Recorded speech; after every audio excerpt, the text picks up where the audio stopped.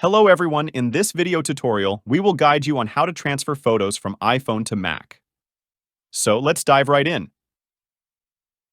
AirDrop is a fantastic built-in feature for Apple devices that lets you wirelessly transfer files between them. Here's how to use it. Make sure Wi-Fi and Bluetooth are turned on for both your iPhone and Mac.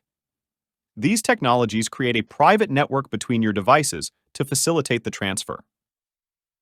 On your Mac, open Finder. It's the application you use to browse and manage files on your Mac. In the sidebar on the left-hand side of the Finder window, look for AirDrop. Click on it.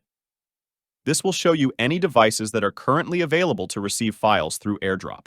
Now, on your iPhone, select the photos you want to transfer. You can do this by opening the Photos app and tapping on the photos you want to send.